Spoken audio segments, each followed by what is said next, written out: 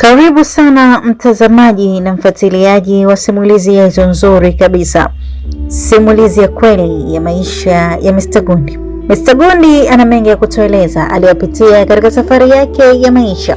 Tumeona mambo mengi sana katika sehemu ya 5, na kubwa zaidi ilikuwa ni Mr. Gundi kufunga safari kwenda mpaka nyumbani kwa wazazi wa bibie Mwanahawa, rasmi kwenda kuhalalisha jambo la ndoa. Na sasa Mr. Gundi amefanikiwa kutimiza zuni lake hilo na amekuwa mume rasmi wa binti Mwanahawa. Hapo ndipo ambapo tuliishia sehemu iliyopita. Nikukaribisha sana katika sehemu inayofuata tuweze kujua ni kitu gani zaidi kitaendelea baada ya Mr. Gundi kufunga ndoa na mama wa mtoto wake. Kwa yale ambao walikuwa wananieleza, wananisii kama mtoto wao, kama kijana ambaye yeye nafanyaje na kuwa mengi ambao nitakuja kukutana nayo au mengi ambao umeona, basi wakawa wananisisitizia. Nikamwambia sawa wazee wangu, mimi nimewaelewa. Basi tukatoka pale tukasindikizwa. Kwa kifupi hapo kwa bwana harusi. Hapo bwana nikawa bwana harusi. Basi tukurudishe nyuma kidogo. Unaona hapo umesema ni mtu wa Rufiji. Ndio. Sema familia kwa Morogoro ilikuwaje mpaka mkafika Morogoro, na utupe historia ya Rufiji wewe kiujumla mpaka na baba kuja huku Morogoro ilikuwaje? Mimi ni kama nilivyosema mwanzo, mimi ni Mdengereko. Mimi nimezaliwa Dar es Salaam, sehemu moja inaitwa Temeke, lakini Dar es Salaam pale nilikuwa naishi na mama yangu mzazi. Yeye ndo amenilea, yani tofauti na mzazi wa kiume, kwa sababu mimi nazaliwa mpaka naanza kujitambua kidogo ile upeo, yani sikuwahi kumuona baba. Kuna kipindi alikuwa ananieleza, ananiambia bwana babako hayupo.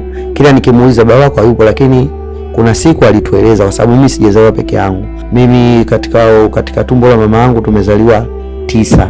Kuna wa kwanza ambaye alizaliwa alifariki, akaja akazaliwa tena mwingine akafariki, nikaja akaja akazaliwa mwingine, yaani wote kwa ujumla ni kujumlisha wote ambao wamefariki na ambao tupo hai, na maana jumla ukihesabu wote 9.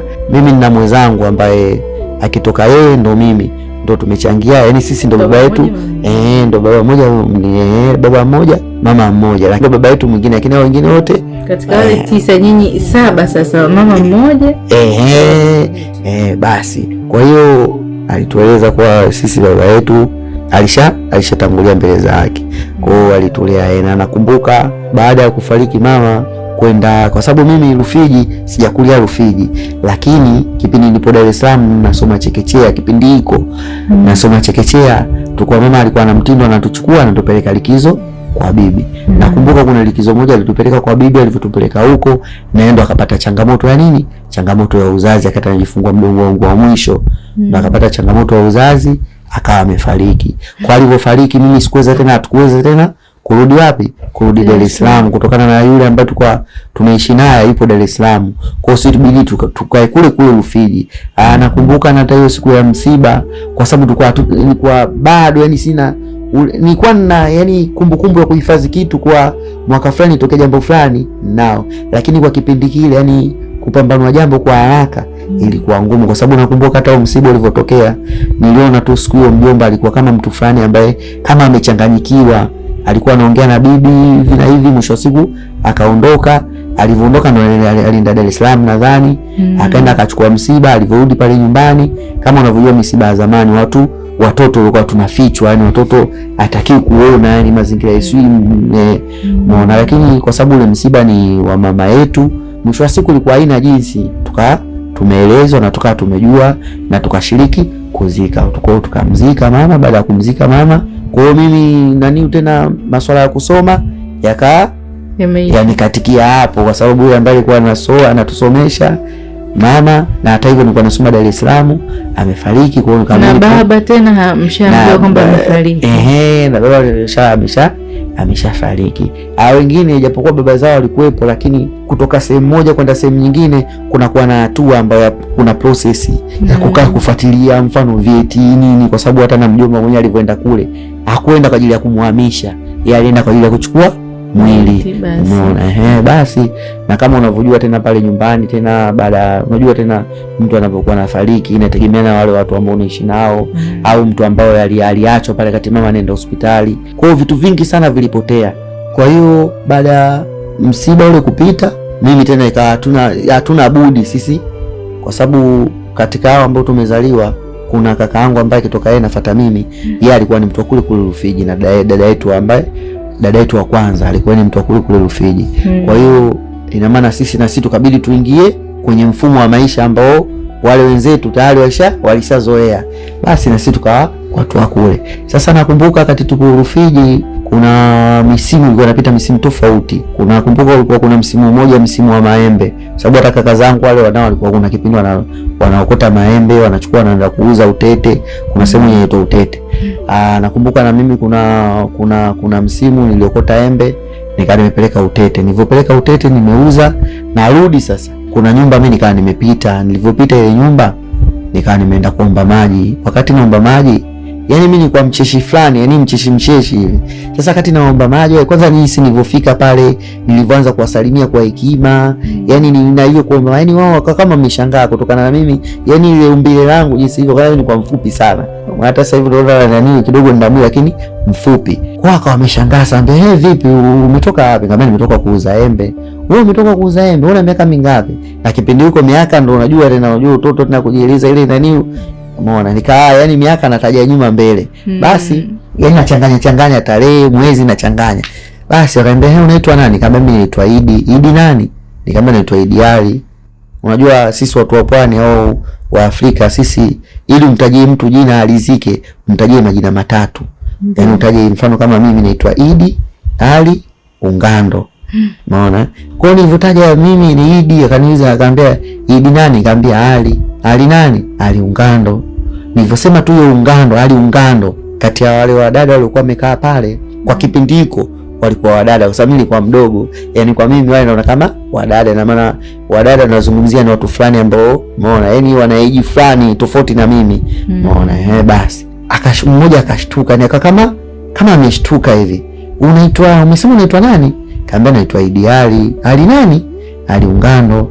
Ali Ungando wa wapi? Kwa sababu kwa sisi watu wa pwani, ili kuambia mtu labda mimi naitwa Nyamkumba, lazima ajue Nyamkumba wa wapi, au si Ungando wa wapi, au Ungando gani. Mfano kama kina Ungando, kuna Ungando Saugongi, Ungando si nani, umeona. Kwa hiyo kuna ubini wa hivyo. Basi akamshtuka, akaenda akanipa maji. Alivyonipa maji akaniuliza kaa wapi? Nikamwambia mimi nakaa Kilenge, kuna sehemu moja ambayo inaitwa Ruwe. Sasa hiyo Kilenge ni tuseme ni pembezoni mwa hiyo Ruwe. Mfano useme kama hapa Dar es Salaam mtu aseme anakaa Kongoe. Basi akanipa maji, nilipokunywa kama niuliza maswali mengi pale. Mimi sikuwa na maana, nauliza vile anamaanisha nini au kuna kitu gani ambacho yeye amekigundua. Basi mimi nikaa kuondoka zangu. Kumbe yule ambaye mimi alikuwa ameniuliza vile, yule mimi ni shangazi yangu. Shangazi tena? Yule mimi ni shangazi yangu. Shangazi imekuwaje shangazi yangu? Hapo sasa ndo nakuita historia kwa mimi ni nani na nilitokea wapi. Umeona? Na ndio maana nilivyosema nimepitia changamoto, ikiwemo mwanzo nilipokuwa nimetokea paka nilipofikia. Basi kumbe yule alikuwa shangazi yangu.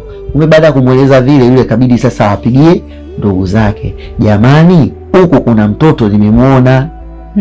Mtoto wa marehemu Ali. Marehemu Ali, watu wanashtuka. Marehemu Ali ndio alikuwa na mtoto anaitwa Idi. Umemuona wapi? Nimemwona Rufiji. Huyo mtoto alikuwa ametoka kuuza maembe. Sasa hiyo nakwambia hivyo, mimi nimejuaje shangazi baada ya mbele mimi kuja kuonana naye tena kwenye familia, kwenye kama familia tumekaa kama ukoo, ndio nakuja kujua, ndio ananiambia wewe unakumbuka 1 2 3. Lakini kabla hatujafika huko ulikuwa hujui chochote. Ni kwa sijui chochote, lakini yule alikuwa shangazi yangu. Akawaambia ndugu zake, baada ya kuambia ndugu zake, yani nimesema hivyo ili uweze kuelewa, kwa sababu kuna process ambazo zilikuwa zimepitia hapa katikati. Kwa hiyo nikizisema hizo bila kusema kama yule alikuwa ni nani, na kuwa ni ngumu. Hata mpenzi msikilizaji anaweza kana anajiuliza, kwani alifanya huyu aende huku mpaka ni nani? Lakini yule alikuwa shangazi. Basi baada ya kuambia ndugu zake sasa pale tulikuwa tunaishi sisi kile kijiji, kuna bibi yangu ambaye baba yangu mama yake, sasa dada yake, umenielewa? Dada bibi yake. Dada wanaewa bibi yake. Kwa sababu bibi yake alikuwa tayari ashakufa mzaa baba, si ndio hivyo? Basi yule bwana akaelezwa, alivyoelezwa yule bwana, unajua tena wazee wanawasiliana bado wanaenda mashambani. Zamani ilikuwa simu zilikuwepo, lakini sio wote wana simu. Kwa unakuta muda mwingine labda ili taarifa ifikie, labda mtu anatoka shamba anaenda, labda anatoka nyumbani anaenda shamba. Kule anavyoenda shamba anakutana na watu wa shamba. Wale watu ambao walikuwa nyumbani labda wanatuma ujumbe, labda ambao sehemu wapo sehemu nyingine, labda anatuma mtu ambaye anaenda shamba eneo hilo husika. Bwana, mkienda mkikuta vitu fulani mwambieni 1 2 3. Sasa yule bibi alituma ujumbe, nendeni kwenye ungando mwambieni 1 2 3, mimi bibi yake nataka nipange siku nije. Watu wakafikisha ujumbe na akarudisha ujumbe, sawa, sisi hatuna shida kwa sababu huyu ni mwanenu. Maana bibi alishajieleza kwa huyo mtu aliyemtuma. Basi nimekaa pale, kwa ikasemekana mimi bibi yangu atakuja kunichukua. Unanielewa? Bibi yangu atakuja kunichukua. Basi nikaendelea maisha ya pale kijijini kama ilivyo. Kuna kipindi aliingia maji, mafuriko, unaona tukapambana na changamoto hiyo. Yaani situation tofauti, unajua huwezi kueleza vitu vyote. Basi nakumbuka yule bibi alikuja, alivyokuja akanichukua. Alivyonichukua mimi nikaa nimeenda kwake yule bibi mashambani, yani kijiji kingine kama kijiji tuseme cha 3 au cha 4. Nikaa nimeenda kule upande wa baba yangu.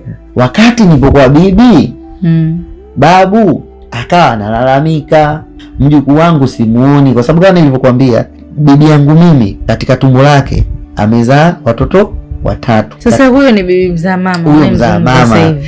Mzaa mama amezaa watoto 3. Katika watoto 3, wa kwanza ambaye ni mamangu mimi, wa pili mamangu mdogo, wa 3 na ambaye mjomba wangu ndo ambaye alifuata mwili. Sasa babu yetu sasa ambaye ndo amezaa na watoto amemzaa mamangu mimi, anaitwa Mzee Bora, ambaye Mzee Bora sasa ndo alitoa malalamiko, ambaye bibi yangu aliachika na yeye akana babu mwingine, lakini sasa yule Mzee Bora yupo. Kwa sababu anapokaa Mzee Bora na anapokaa bibi sio mbali. Yaani hata kutembea ni kitendo cha dakika 10 au 15 unafika sehemu anaokaa bibi. Kwa hiyo ameanza kulalamika kwa mjukuu wangu simuoni, mjukuu wangu ametoroshwa, mjukuu wangu inawezekana wamemchukua wameenda kumweka Ndondocha, sio hivi na hivi. Unajua tena mambo ya nani, wazee wa zamani tena kutaka mada sio nini. Akaanza yule bwana, babu yule bwana aliongea afu na yeye ukizingatia yeye katika ujana wake au useme katika maisha yake alishakuwa mzee wa baraza. Ninavyosema mzee wa baraza, maana mahakamani pale kuna wale wazee wa mahakamani, yeye ndo alikuwepo huyo Mzee Bora. Huyo sheria huyo balaa, yani huyo sheria balaa, kwa akatunga mada, mjukuu wangu amepotea, wamemtorosha, au kwa namna moja au nyingine ameibiwa, au kwa sasa hivi naweza kusema ametekwa bila mimi kujua kama babu. Sababu vitu vyote alifanya bibi. Ndiyo. Yeye kama babu sasa na yeye analalamika, kwa nini sijashirikishwa, na kama kuleta mada hiyo. Basi nakwambia ilifikia kipindi yule babu akaenda mahakamani kufungua kesi. Kaenda mahakamani kafungua kesi mkongo hiyo. Yule babu alienda jioni, alienda lini, iliandikwa barua imeletwa pale nyumbani saa 12 kwa bibi, kuwa tunatakiwa kesho mida siku ya saa 2 saa ngapi tuwepo mahakamani. Na iko kijiji cha kwa mimi, yaani naweza nilisema kijiji cha 3, yaani niseme kijiji cha 3. Afrika kijiji cha 3 mpaka ufike hapo Kilenge na mpaka utafute hiyo mkongo kwa mtu ambaye anaelewa, mtu wa pwani anaelewa. Hiyo Kilenge ambapo ni kwa bibi yangu mzaa mama na huko kwa bibi mzaa baba nilipoenda, yaani kwanza ni hatua, afu utoke hapo itafute mkongo ni hatua. Barua imeitwa saa 12. Akatumwa mtu na baskeli akaja kufikisha ujumbe kule kuwa mnahitajika mahakamani, Mzee Bora amefungua mashtaka. Na kama unajua mahakama ya zamani au kipindi hiko ilikuwa mahakama ikishatolewa imetolewa, ilikuwa hamna hukumu ya kupindisha. Basi baada ya kuambiwa sasa kule kabili mkakati tutaendeje kabisa, kule tutoke usiku. Fikiria barua ile kule ilifika saa 12, kule iliitwa mida kama saa 2 au saa 3 usiku. Ikabidi sisi sasa kule tutoke usiku. Kama unavyojua Rufiji kuna simba, kuna viboko, kuna fisi, kuna nyama wakali. Kwa sababu Rufiji, kuzungumzia Rufiji tumepakana na mbuga inaitwa Selous. Unaona? Basi tukatoka usiku. Tulipotoka usiku tukaenda tukalale kwa bibi. Sasa tumelala kwa bibi, asubuhi sisi tukaamka tukawa tunaenda mahakamani. Nakumbuka usiku tumetoka na baskeli pakizana, wengine wanatembea, tunaenda mahakamani. Tumefika mahakamani pale, yani tumefika tu, haijachukua muda mrefu kesi yetu ikawa ya kwanza. Sababu kama nilivyokuambia babu yangu alikuwa mzee wa mahakama. Basi kesi yetu ikapandishwa juu. Nakumbuka katika kumbukumbu zangu, yule mzee alisimama, aliulizwa na hakimu, Mzee Bora, umefungua kesi kwa tuhuma za mjukuu wako kutoroshwa au kupotea, mazingira tata. Je, unaiambia nini kuhusu mahakama kwa maneno hayo uliyosema? Mzee akarudia vile vile, ndio hivi na hivi.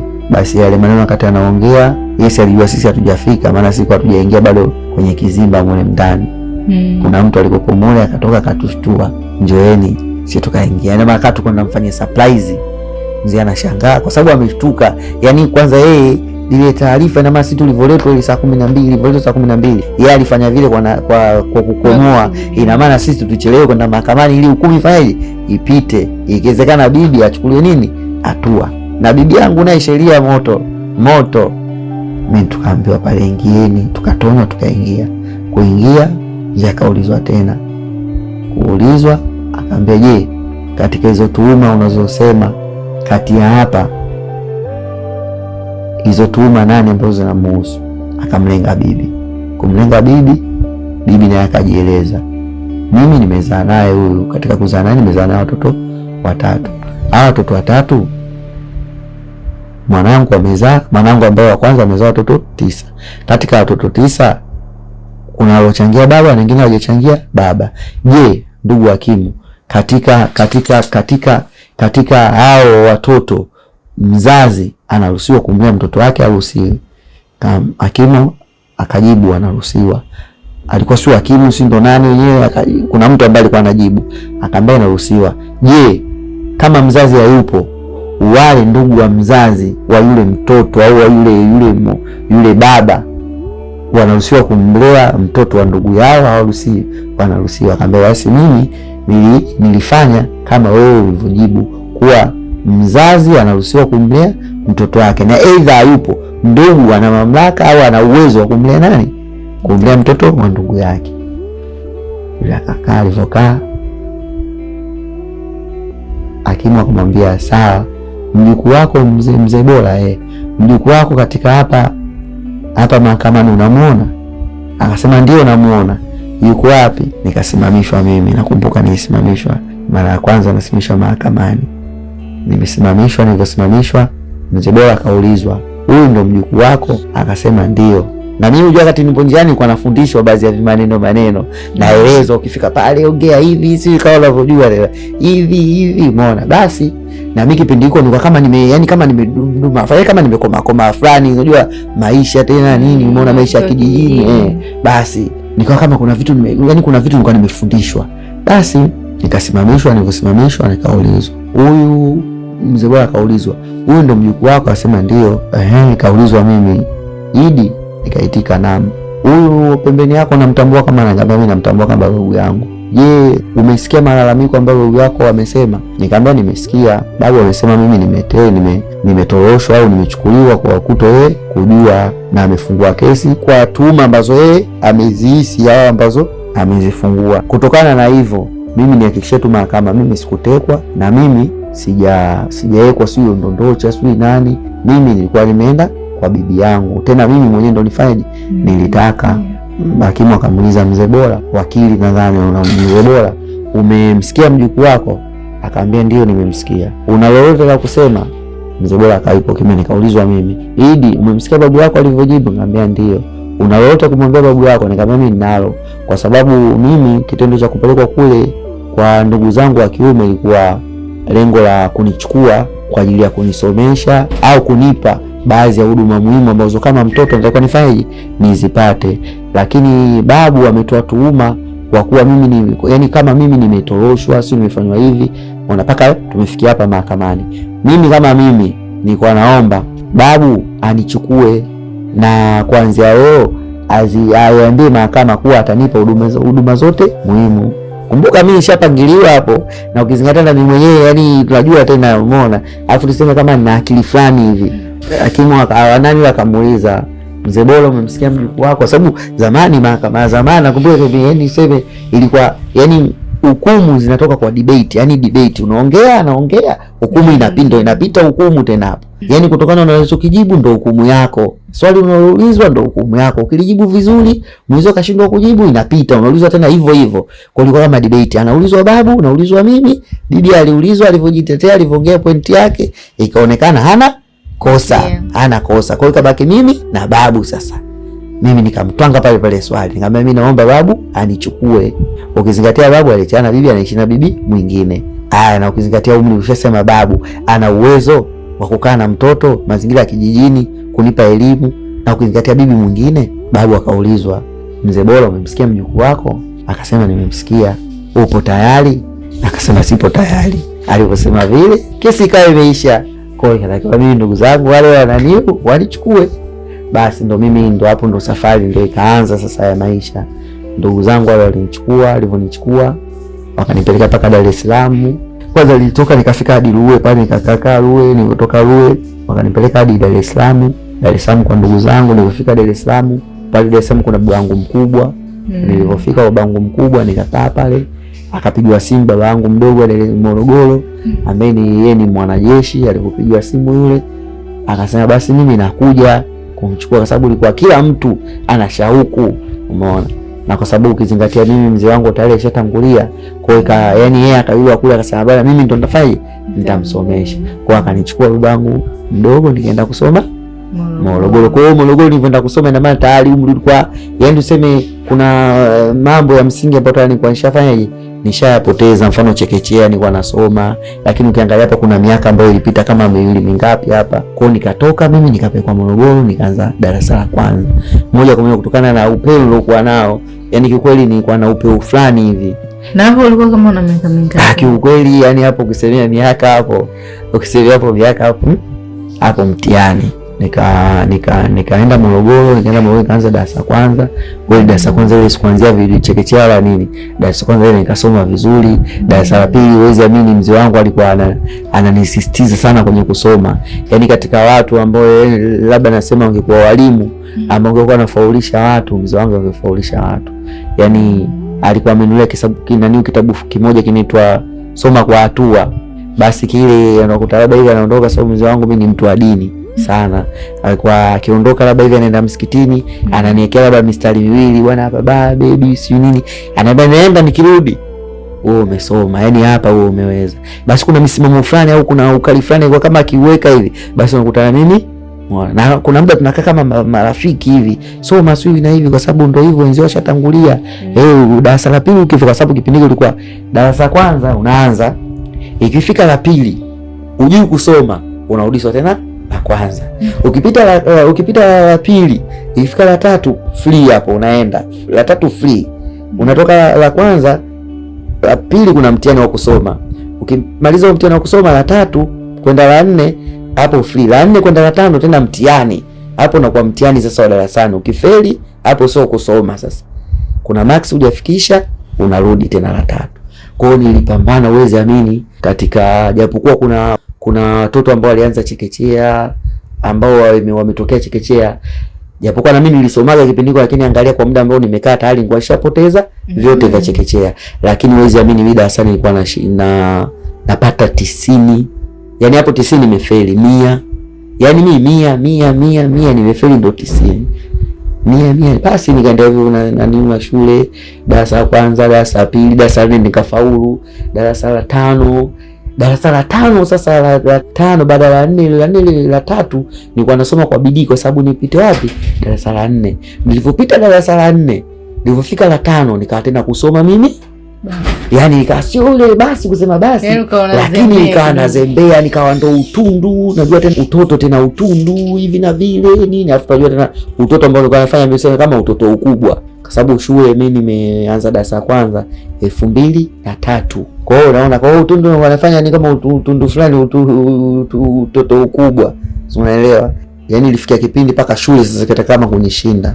Basi nakumbuka mzazi wangu alipambana sana baba yangu kunisisitiza nisome, kwa sababu alikuwa ananieleza, unajua kuna muda mtu anakaa na kueleza uhalisia ya wewe, yani anakufunua wewe, yani anakueleza wewe ujitambue wewe ni nani na upo katika wakati gani na unatakiwa ufanye nini.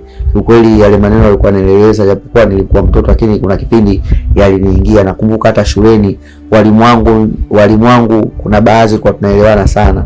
Kuna mwalimu wangu mmoja aitwa Mwalimu Tete, nakumbuka aliniita akanieleza, wewe mbona una akili, soma, ukisoma mimi naamini utafaulu. Basi yale maneno alivyoniambia vile, nikaanza tena kwanza kusoma. Nikasoma ile darasa 5 nikamaliza, la 6 nikaingia la 7. La 7 nikaanza kuona mitihani ya Jumamosi swini. Uweze amini, wakati tupo darasa la 6 tunaenda la 7, kuna mtihani mimi nilipiga A, maarifa ya jamii, moko kwa si ndo moko kanda si moko nini, nilipiga A. Ukizingatia hapo hapo kuna watoto vichwa, kuna wengine ndio hivyo matusheni nini, japokuwa na mimi nilikuwa nasoma tusheni, lakini niliwakanyaga, nilipiga A. Paka baadhi kuna watoto wa walimu walikuwa wanakaa na wananitolea mimi mfano, so mimi ni kama fulani, yani majibu yalikuja kwangu mimi, yangu mimi special, kama mimi ni moko kanda si moko nini, nimepiga A, maarifa ya jamii. Basi pale na mimi ndo nikaanza kujua watu walikuwa wanazungumzia mfano, kuna so mimi nimemwona fulani igeni. Hata kuna baadhi ambao walikuwa watoto zao walikuwa wanaona bwana huyu mtundu sana bwana huyu swini, wakaanza sasa kuona mimi ndio mtu bora kwa na watoto wao. Basi ile ililetea chachu sana. Uweza mimi nilipambana, kwa sababu darasani kwetu kuna watoto walikuwa na akili, yani kusemea akili, kuna watoto walikuwa na akili. Kuna mtoto alikuwa kwenye hesabu mwambiani kila, yani wewe wa kwanza, kwa sababu nilikuwa nashika, nimefeli sana, mimi 5 bora nipo, lakini nilipofika huko juu kula 5 sio la ngapi, nilikuwa paka 10 bora, paka nilikuwa nimetoka. Ndio mzee akaanza kuwa mkali. Kwa hiyo nilipofika la 7 mtihani wa Jumamosi ya mwisho, nikawa wa kwanza, nikaongoza darasa. Uwezi amini, mimi mwanzo paka kuna mwalimu alikuwa ananiambia wewe ufaulu, nikamwambia mimi nitafaulu. Majibu yanakuja kutoka ya darasa la 7, mimi nimefaulu, tumefaulu watu 16. Majibu ya mtihani wa mwisho darasa 7 tumefaulu watu. Darasani mlikuwa ngapi? Darasani tulikuwa kama 70 hivi na watu 16 ambao walipigwa. Ina maana kama ingeo, nakumbuka kipindi hicho ndio ilikuwa shule za kata. Sasa mimi nimeweza shule 2000 na shule ya msingi darasa 7 nimeweza 2009. Majibu yanatoka tumefaulu watu 16. Ina maana ingekuwa kwa miaka ya zamani nitakiwa niende shule ya vipaji. Basi nikapangiwa sekondari, lakini uwezi amini, katika kusoma kwangu kote, katika masomo ambayo nilikuwa siyawezi, mase na Kiingereza, lakini hayo mengine ilikuwa paka darasa ikishindwa, mfano kama science ilikuwa darasa likishindwa na nishtua mimi bora. Maana mimi kwa nilipofika darasa la ngapi ile la 6 ile, kwenye kuandika tulikuwa tunaandika majina, andikeni majina kamili ili kwenye mtihani msemaje, tukawa tunapewa kama semina kuandika majina, kwa sababu kwenye mtihani ukijichanganya ukiandika jina tofauti kule inakuwa. Kwa wakati ile semina tuna mimi nikasema kwa nini mimi nisiandike, mimi ni Idi Ali Ungando, lakini mimi nikaandika Idi A bora, na bora si ni jina la babu ya mama, mzazi wangu. Lakini mimi nilipenda tu, na hata baadhi ya vyeti vyangu, baadhi ya mfano vyeti vyangu nimeandika Idi bora.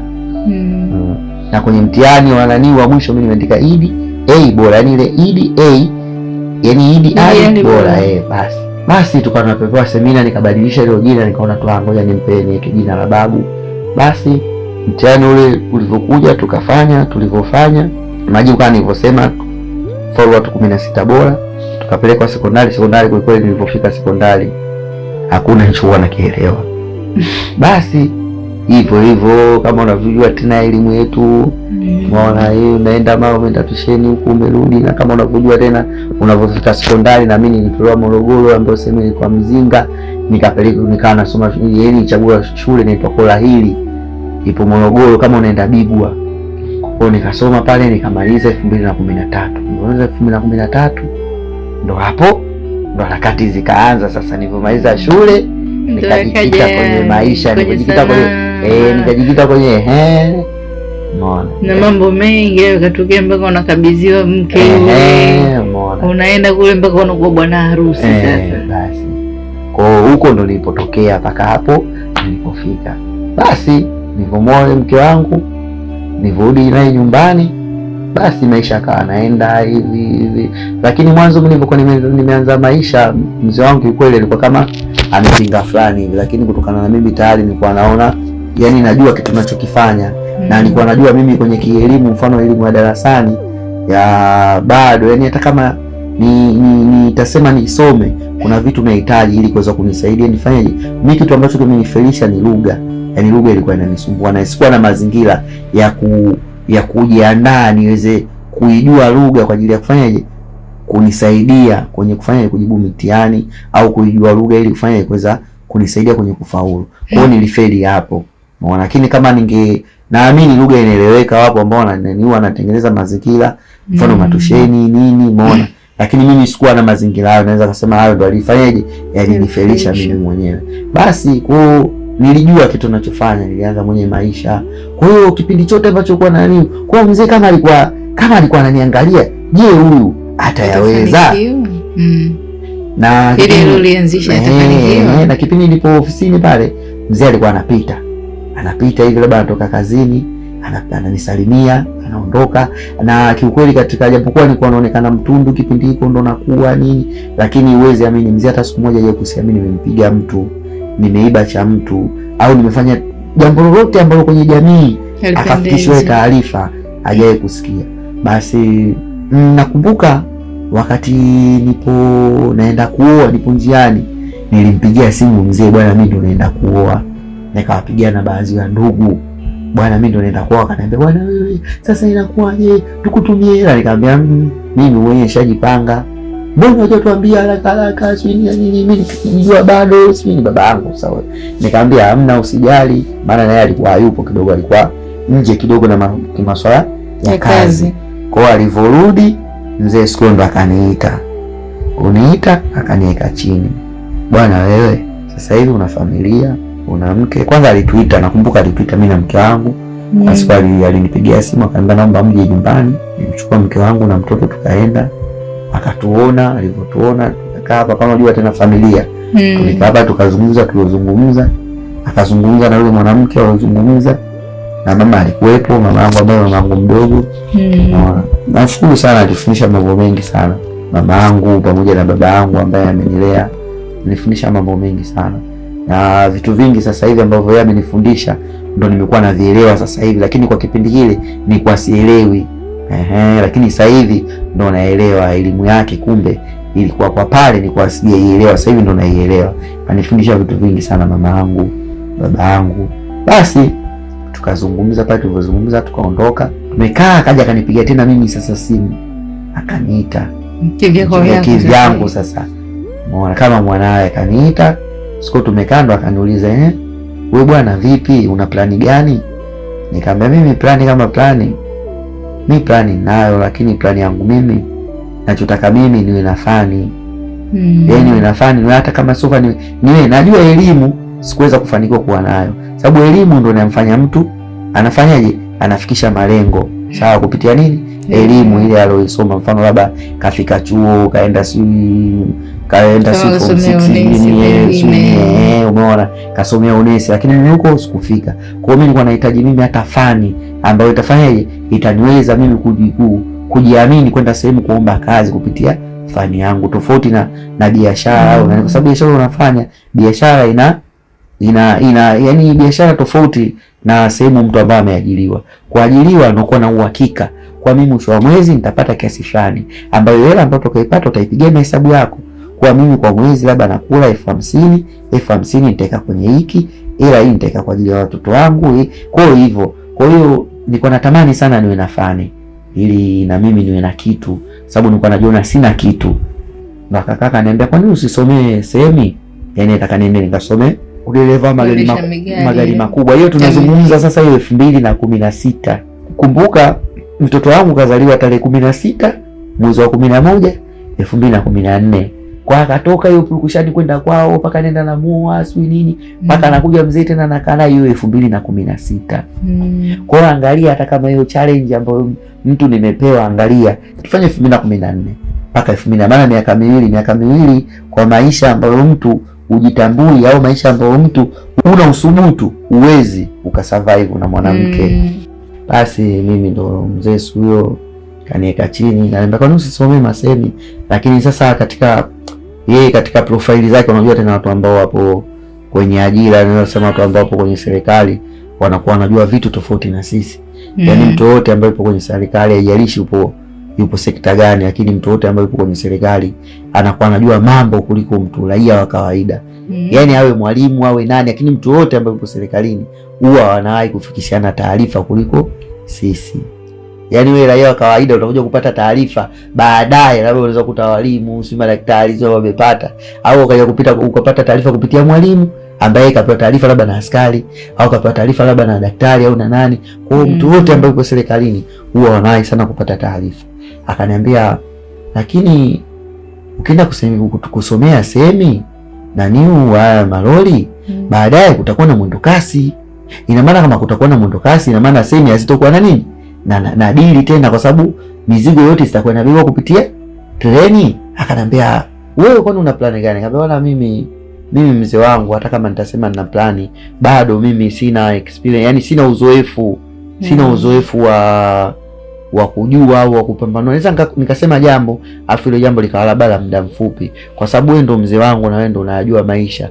Wewe ndo unajua bwana, huyu mwanangu nikimfanyia jambo fulani, huyu itafanyaje, itamsaidia kwa muda mrefu au itamsaidia kwa wakati huo. Kama hapo ulivyosema kuwa semi baadaye kutakuwa na mwendo kasi, mimi hayo nisingeyajua, lakini kwa upeo wangu mimi ningesema nikasomea magari, aliyakuwa magari baadaye yatakuja kwa tena sio dili sema, hata kama itakuwa na dili lakini itakuwa chache kutokana na nini, mwendo kasi. Fikiria hii 2025 tunazungumza, yeye anazungumza hivyo, sijala imeanza kama miaka mwaka jana ndio wamezindua mwaka jana. Sasa ifikirie hiyo 2016 anazungumzia sijala. Basi nikamwambia, mzee wangu, wewe ndo unajua kitu gani unifanyie ambacho mimi kitanisaidia. Akaniambia, kwa nini usiende kusomea makatapila na uweze amini, yani mimi ni kama kitu ambacho kama kilikuwa kwenye future yangu, kwa sababu japokuwa ndio nilikuwa nikipitaga naona tu ile magari nilikuwa sijui yanaitwa nini au yani kwa naona, ila nilikuwa kama napenda fulani, yani navutiwa nayo. Basi akaniambia, kwa nini usome makatapila madule? Nikamwambia makatapila ndo niambia haya madule ambao wanatengeneza barabara mitambo. Nikamwambia, aliposema vile nikamwambia sawa. Kuna ndugu yangu pale tulikuwa tunakaa naye pale, akabidi aingie kwenye PC, tukaingia kwenye PC pale wakasachi, wakaona kuwa iko chuo kipo Shinyanga, VETA hiyo ipo Shinyanga, kuna namba pale. Akampigia mwalimu akamuuliza, ameelekeza utaratibu wa kwenda kujiunga na kile chuo. Ikabidi mimi niende nikanunue vitu ambavyo vya mfano safety boot, reflector na kofia na vitu na vifaa vyote, kaenda tukanunua vile vitu. Mzee akaingia mfukoni akanipa ada, alilipia kwenye simu mwenyewe, lakini hela ya hosteli akanipa mimi mwenyewe mkononi 300,000. Maana aliulizia kule, akaambia hosteli 300,000. Kwa hiyo hela akutuma kule akanipa mimi mwenyewe mkononi. Nashukuru, nikaenda mpaka Shinyanga nikaona mazingira ya chuo ndivyo, lakini mimi kutokana na pale chuoni jinsi mazingira alivyo hivi na vile, unajua tena maisha yangu mimi yalikuwa ya mtaani, nimekulia maisha ya kupambana, sikuweza kukaa hosteli. Ile nikatoka tukaenda kupanga nje ya hosteli pale nje ya chuo, tukapanga chumba, nikaa naendelea na kozi. Basi nikasoma, nilivyosoma mitambo yale ilikuwa short course miezi miwili, lakini nakumbuka kabla ya kuanza kusoma mimi nilienda kwa ajili ya kusoma grader, lakini tulipofika pale chuoni mwalimu akaniuliza, una leseni? Nikamwambia leseni sina.